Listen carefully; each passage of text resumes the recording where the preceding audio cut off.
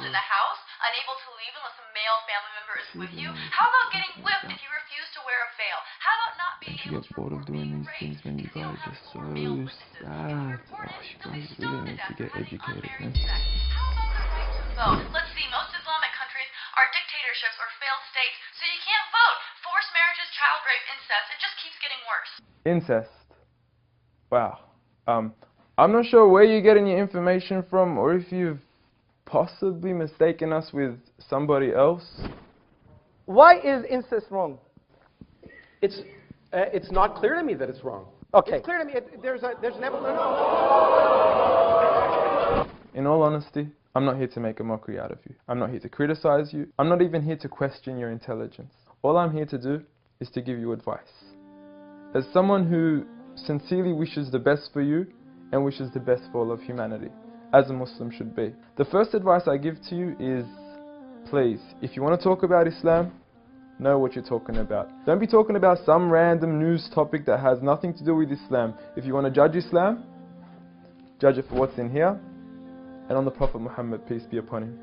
Speaking of the Prophet Muhammad, peace be upon him, I noticed your failed attempt at trying to draw him. I know it's worked for many others and it's made them really, really famous before, and I'm not sure if that's what you were trying to do, but please, give it up. I honestly want you to stop wasting your time and rather spend your time wisely in trying to find out who this man is.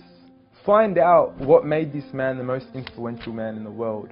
Find out what made this man one of the greatest lawgivers, the greatest lawgiver of all time.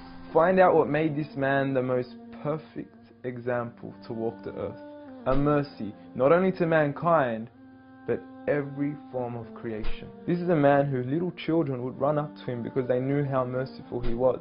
They knew that he would take them seriously despite their age. When he was visited by children, he would pat them on the head, while the fathers of others wouldn't even kiss their own children.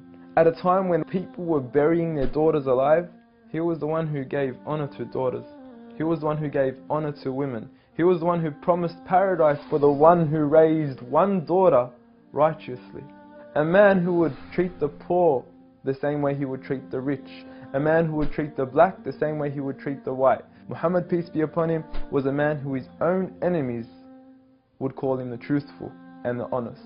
A man, when his enemies would look at him in the eye, they would say, this is not the face of a liar. Even to this day, some of his worst enemies have become the most noble of his supporters after realizing that he was a man of truth. Find out why we love him. Find out why some of the companions were ready to die for him. I don't say this lightly, I mean they actually threw themselves at arrows whenever the enemies would try to assassinate Muhammad, peace be upon him. I ask you to read into the story of a companion by the name of Khubayb, may God be pleased with him, when he was crucified and tortured. And the one who was torturing him would say to him, O Khubayb, wouldn't you rather that Muhammad, peace be upon him, be in your shoes right here, and you be in the comfort of your own family in your own home? He responded by saying, I would rather be here and die than to see a thorn prick the foot of Muhammad, peace be upon him. I want you to ask yourself, why are there 1.7 billion people today all across the world that are eager to implement the way he lived to the absolute core? From the way we enter the bathroom, to the way we would govern an entire country, to the way we dress, to the way we eat, to the way we even sleep on our right side. We follow him to the absolute core.